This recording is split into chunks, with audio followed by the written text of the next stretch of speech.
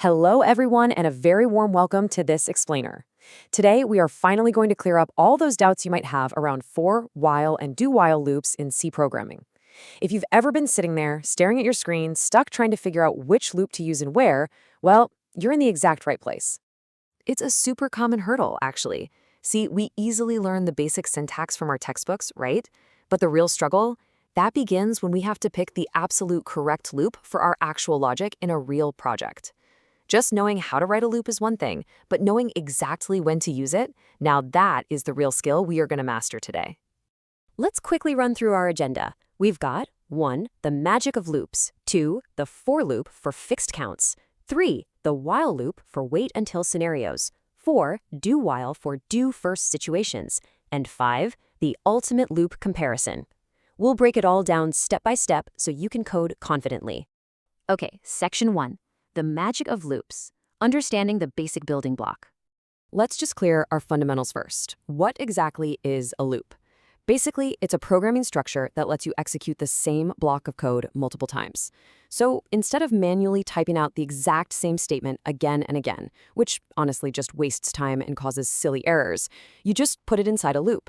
It makes your code highly optimized, clean, and perfectly efficient. Moving right along to section 2, for loop, fixed count when the repetitions are known. So, the for loop. You use this bad boy when you already know exactly how many times you need to repeat an action. The absolute best part about the for loop is how incredibly organized it is. Your initialization, the condition, and the increment are all handled neatly in just one single line. It keeps your logic so compact and very easy to read.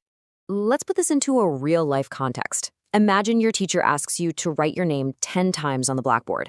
Because you already know the exact count is 10 before you even pick up the chalk, this is the absolute perfect situation to use a for loop.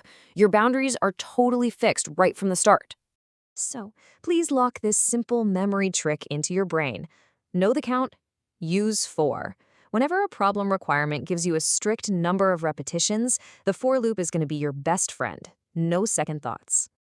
All right, section 3, while loop, wait until, when the count is unknown. Now let's talk about the while loop. We utilize this when we genuinely do not know how many times our code is going to execute beforehand. With a while loop, the execution strictly continues until a specific condition becomes false. It basically just checks the condition, runs your logic, and keeps waiting and repeating until that condition finally fails. Think about downloading a heavy file on your smartphone.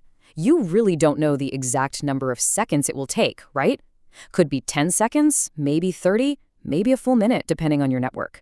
You do not have a fixed count. But the downloading process keeps running, basically waiting until it reaches exactly 100%. So the essential memory trick here is straightforward. Don't know the count?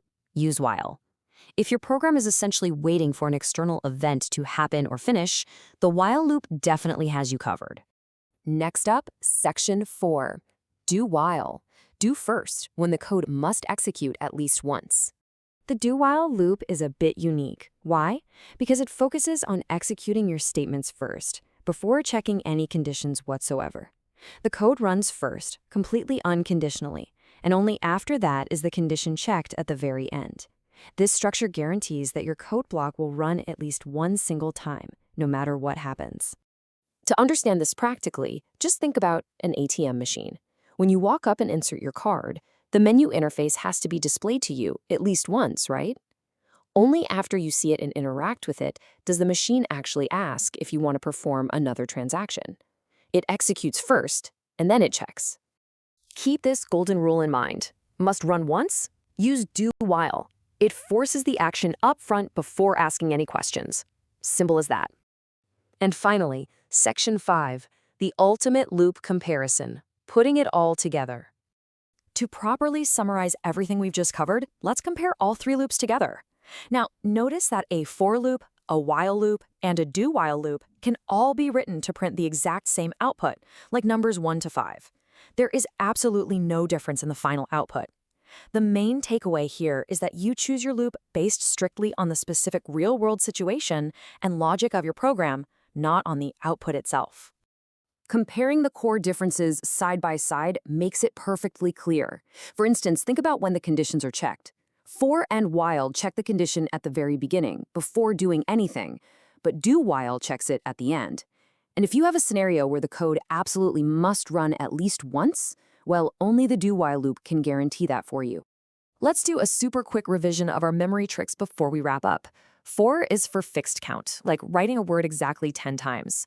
While is for wait until, like waiting for a file download to hit 100%. And do while is for do first, just like an ATM menu showing up before taking your next input. Thank you so much for joining this explainer. I really hope these examples have cleared up all your doubts today. The next time you sit down to write C code, please don't get stressed out by the syntax. Just take a breath and ask yourself this one simple question. Do I know the count? Seriously, the next time your program suddenly crashes into a frozen, endless, infinite loop, ask yourself, did you actually pick the wrong loop to begin with? Happy coding, everyone!